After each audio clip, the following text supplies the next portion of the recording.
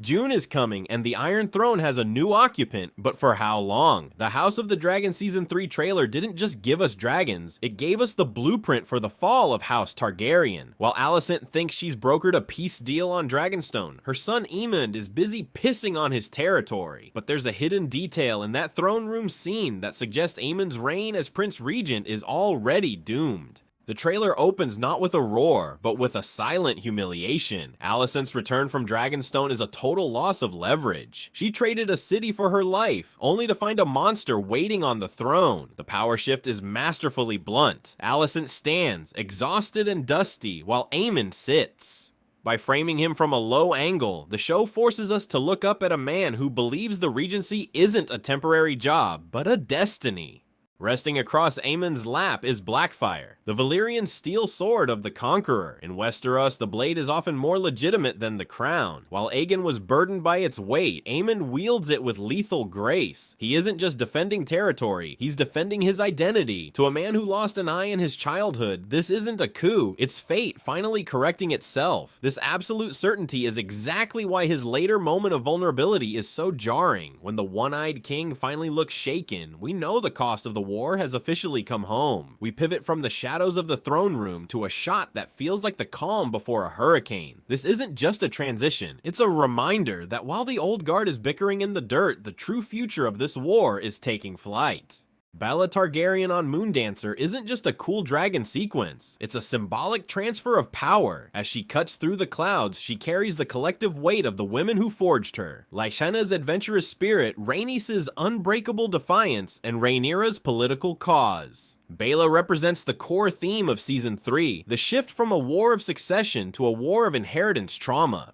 But there is a hidden detail here for the book fans. Unlike the massive, lumbering war machines like Vhagar, Moondancer is described in Fire and Blood as being exceptionally fast, the quickest of the dragons. The trailer deliberately gives her a clean, heroic aerial shot, providing a sharp contrast to the smoke-heavy chaos of the larger dragons. This speed is a crucial bit of foreshadowing. In the lore, it is Moondancer's agility, not her size, that eventually allows her to go toe-to-toe with a much more powerful foe. By highlighting her grace now, the show is setting the stage for a David versus Goliath moment that will eventually leave the audience stunned. While the Greens are fracturing in the capital, Dragonstone is dealing with a much more dangerous emotion, hope. When Rhaenyra informs her council of Alicent's offer to surrender King's Landing, her expression carries a flicker of optimism that should terrify every viewer. In Fire and Blood, the capital is never handed over on a silver platter. It is taken through a brutal, coordinated strike. By framing Rhaenyra as hopeful, the show is setting a trap. Either Alicent is spinning a web of lies she can't fulfill, or the show is preparing a massive deviation where peace becomes the catalyst for a bloodbath. This creates a high-stakes ideological triangle that will define the season. Rhaenyra is desperate for a resolution that doesn't involve more dead children, but Jace and Daemon aren't buying it. For Jace, his wariness is strategic. He knows the price of a Hightower promise. For Daemon, it's ancestral. He has spent a lifetime viewing that family as a cancer on the crown. Jace wants protection, Daemon wants total control, and Rhaenyra is standing in the middle, potentially walking her dragons into a cage.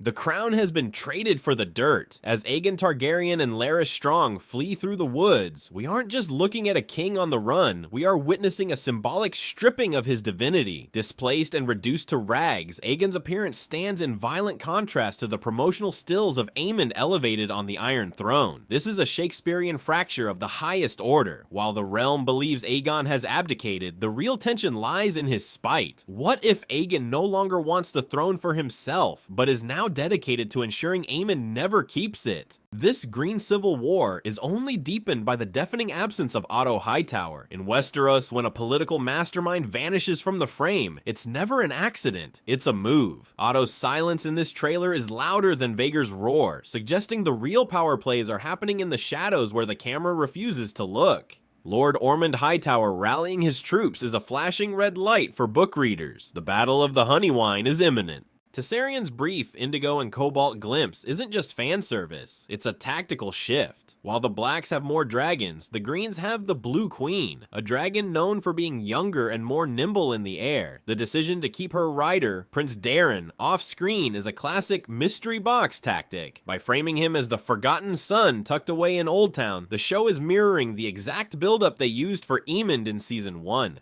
In Fire and Blood, the Battle of the Honeywine is where Daeron earns the title Daeron the Daring. He doesn't just show up, he saves the entire Hightower army from total annihilation at the last possible second. By showing the troops first and the dragon second, the trailer is literally mapping out the structure of his heroic and lethal entrance. When Vhagar opens her maw over Harrenhal, she isn't just incinerating stone, she is attempting to burn a curse.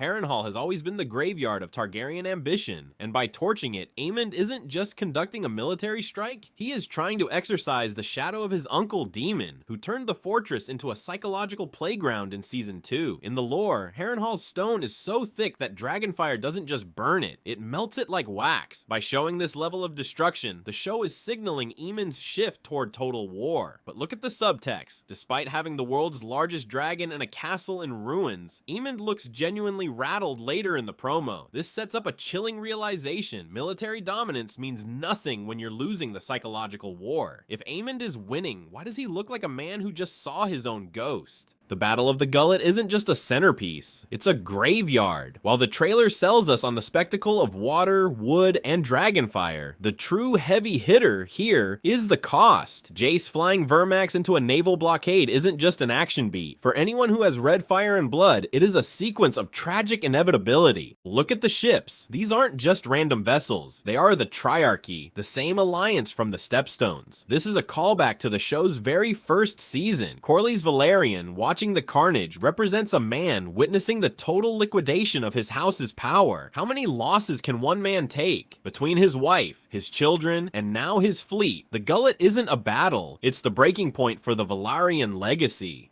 Rhaenyra's final, bereft expression in the trailer tells the real story. This is likely the fallout of the Gullet. The season isn't building toward this. It's starting with it to show that in the Dance of the Dragons, every victory comes with a price that leaves the winner hollow. Criston Cole standing within the massive indentation of a dragon's footprint is one of the most hauntingly poetic shots in the trailer. Visually, it serves as a brutal reminder of his status. He may be the Kingmaker and the Hand, but he is still a small man living in the shadow of monsters. He serves power, but he is forever beneath it. If this is Sunfire's footprint, it's a massive win for Team Green. While the finale of Season 2 left the Golden Dragon broken at Rook's Rest, this footprint suggests a living, breathing creature, meaning Aegon's bond with his dragon is far from over. This single frame plants the seed of uncertainty for the Blacks. It hints that the Green's most charismatic weapon is still on the board, potentially recovering in the wild. The trailer doesn't close on the roar of a dragon or the silhouette of the Iron Throne. It closes on a woman coming apart. This choice tells us everything about the DNA of Season 3. In the world of Westeros, framing is a confession, and ending on Rhaenyra looking utterly shattered signals that the season's core isn't the war itself. It's the collapse of the soul behind it.